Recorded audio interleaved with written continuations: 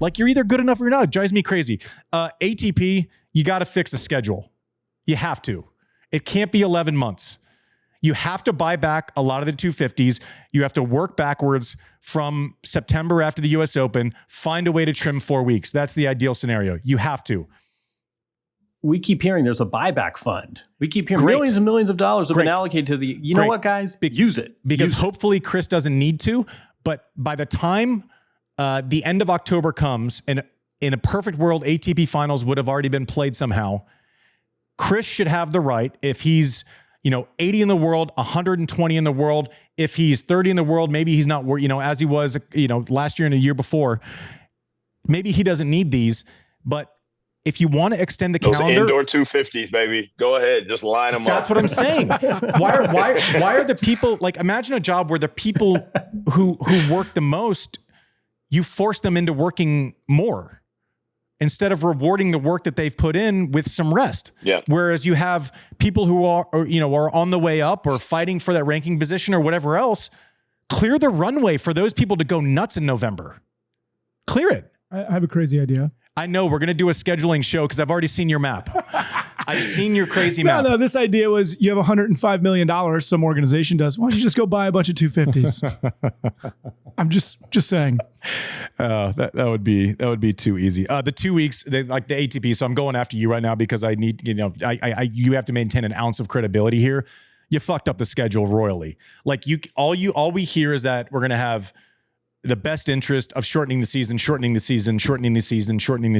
We've talked about actions and words on this show already.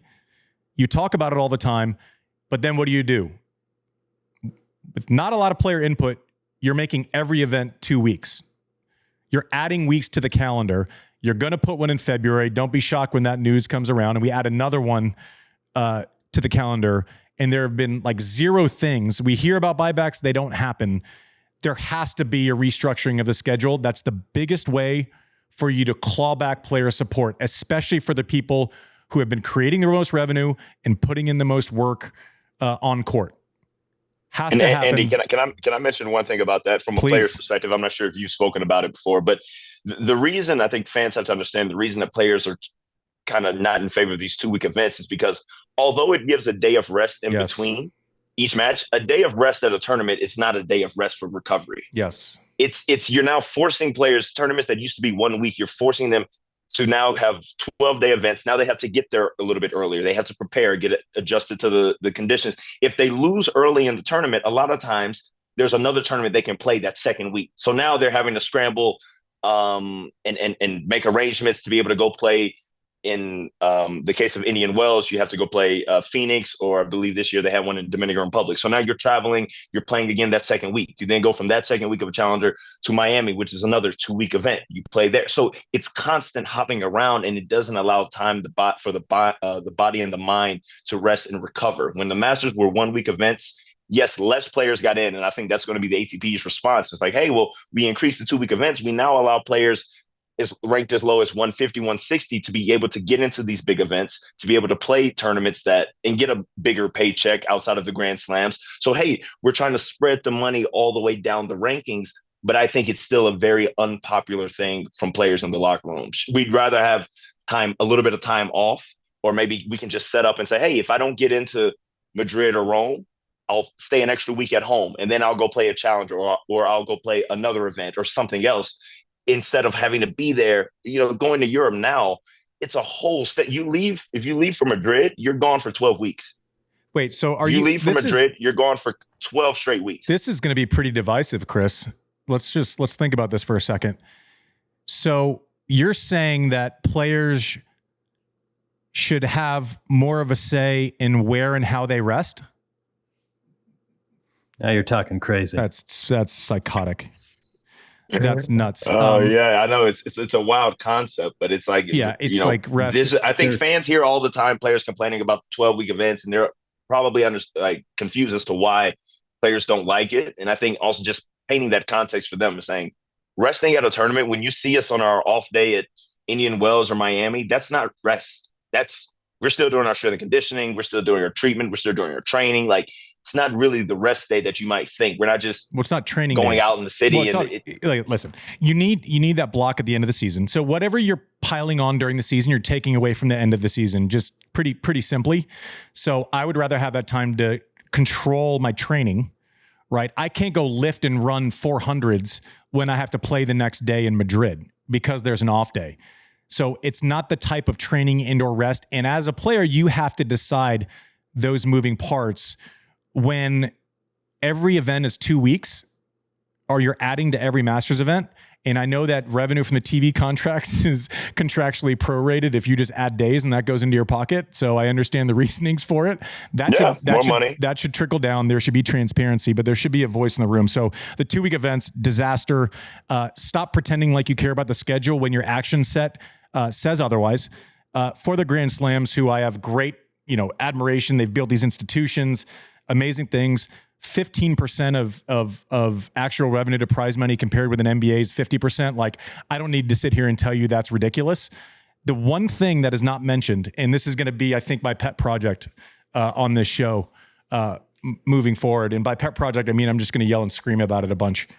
The Grand Slams, Chris, can you take a guess on what the Grand Slams kick into pensions and or healthcare for players and former players? 0, right? The correct answer is 0. So yeah, 0. The other thing is, if you're saying you represent all players and you do a lawsuit that's 162 pages and you have specificity about very, very weird things that kind of cause confusion, but then you don't actually mention pensions and healthcare and the fact that the Slams put in 0% into any of those things, I don't think you've thought about it long enough. JW, you got anything else before we go? Wait, I'll go. I'll piggyback on that point. Let's go even further. The Slams are not individually mentioned, which is really weird. If you were trying to get attention for your lawsuit, the first thing you do is have the number one player in the world, the greatest of all time, who co-founded the organization lodging the lawsuit. You might want to put his name on the list of plaintiffs, if at all possible. If you can't get him, you know what you also might want to do? People read this and their eyes glaze over ITIA and ATP and these alphabet soup. Wouldn't you want to put French Open, Wimbledon, Australian Open, US Open? Wouldn't you want to name the majors individually? I wrote that I tweeted that out, and Ahmad responded and said, well, we have the ITF. The ITF, yeah. I'm not sure the ITF has jurisdiction here over the majors. I'm not sure the ITF covers all the majors for this particular point. And I think you're absolutely right. The fact that the majors contribute nothing, the fact that the majors' response is, oh, we're nonprofits, we pour this back into the game. And you're thinking, great. So Novak Djokovic wins Wimbledon in order to buy ball machines used in the UK.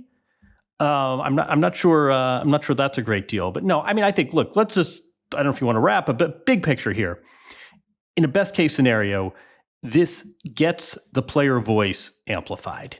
And this changes, this wakes people up. This is the grab you by the collar. I don't think there is a complete existential threat to tennis. I don't think this is illegal. Again, you've yet to convince me there's anything illegal. It's really messed up. And if this lawsuit, this big moonshot, if this is what gets the players' amplified voice, if this is what makes for some meaningful change, it's a win. That's best case scenario. Chris, what do we miss, man? I think we've kind of talked about it pretty well. I think we all went pretty in depth on it. I agree with Jon. I think what I'm expecting is there to be some level of structural change. I don't know if that change is going to come via a jury's decision. I struggle to see how a jury will dictate the structural change within the ATP, because that's what the PTBA says that they want. They're not looking for cash payouts. They want structural change. I think there will be some level of structural change that hopefully will just involve them kind of sitting in a room, kind of doing what Jon spoke about, just sitting in a room, kind of figuring it out, and the ATP tinkering some things, the ITF tinkering some things. I don't know. I just don't know how a jury is going to lead the way and tell the ATP and the ITIA and the ITF the changes that they have to make within their own organizations. But we'll have to wait and see. I'm really excited to see how it plays out if it goes to trial. I like you would love to see this thing live streamed, and I would be tuning in to just watch. Spread it over. They're going to spread it over 12 days, whether the jury's like it or not. Yeah, I mean that would be a rating. Like the people on this lawsuit being cross-examined and coming up with facts in detail would be. I would like. I don't know. I would donate an insane amount of money to actually see that become reality. That would be amazing to me. But anyways, listen, I'm talking about it something. I have a difference of opinion with someone else. Doesn't mean that we don't love tennis. We all, we all have the same goals, essentially, and we might differ in opinion on how we get there or who gets us there. Right. Like I think and we can't let those minor arguments get in the way of kind of macro urgency for the fact that we have this glorious game. Interest is at an all-time high. Participation is at an all-time high. Every top player seemingly can get a streaming deal for a documentary on demand. We're having this pop culture moment. This type of stuff scares me because the last thing I want to do is put a speed bump when we're allowed to drive 90 miles an hour with this sport right now. That's what scares me. And all the while assuming that the grass is greener always on the other side. Now, we have these superpowers of tours. We have these superpowers of slams. Hopefully, and I'm begging you straight to camera, let's get in the room. Let's do right by the players. Let's not have these embarrassing stats on revenues versus payouts for players anymore. Let's take care of pensions. Let's take care of health care for former players so they're not struggling after abusing their bodies for decades and decades. And let's make this happen. We have to shorten the season, one, for the betterment of our players, and two, let's give the fans the ability to miss something every once in a while, right? I know that 4 days where you're distracted by Christmas is exactly the right time frame to miss something. Eubanks, I know you're getting ready for your chally down there. I always appreciate your opinion. I respect your opinion because it's always studied and never without thought, and it's never fire and then aim. It's you always aim first, and you know what you're going to say. Appreciate you. I think you're one of the best voices in the sport. Good luck this week, JW. Appreciate you. Everyone, plug your deal right now on SI and tell us what it's about.